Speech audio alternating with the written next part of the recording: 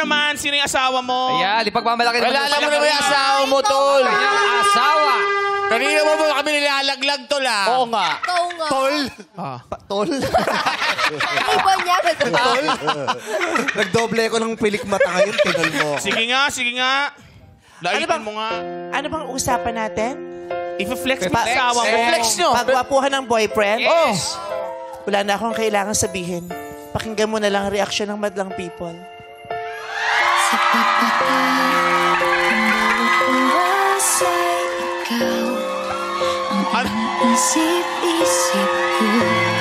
Tapos pinagmamalaki mo sa amin yung kumanta-kanta ka pa ng sosik para dyan sa asawa mong si Dora. Magaling ba kumanta yan? Ha?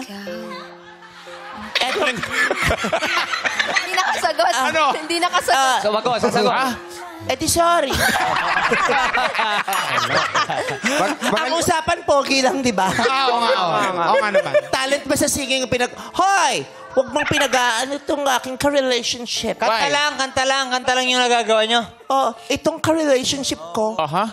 para siyang radyo. Bakit? Anytime kaya niya akong kantahan. Ah? Oo. Pag sabi ka lang ng letter, kakantahan ka niya tungkol sa akin at sa aming pag-ibig. Sige nga. Oh, sige nga.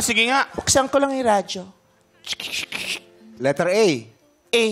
Ang pag-ibig ay Dami. sadyang ganyan. Uy! B. Bakit ngayong kala? Kanta naman. C. I can't help falling in love with... Parang sira yung radyo nyo, ah. Pasensya, mali yung frequency. Mali. Ayusin mo. yung D. Ayusin mo, D. Ano daw yun? Dahil mahal na mahal kita. Wow. E. 25. 25.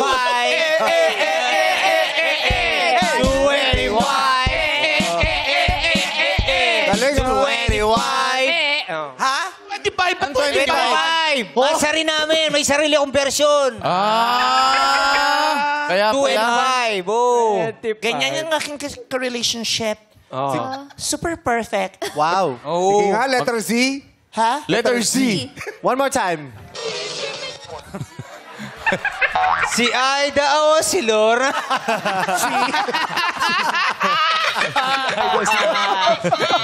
Hindi siya handa ron, eh. Hindi siya handa doon. Hoy, sa tali.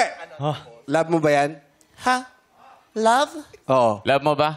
I think love is an understatement. Oh. Sige nga, kiss mo nga. Kiss mo nga. He's not just love. He's not my love. He's my life. Wow! Wow. Sa pagpatuloy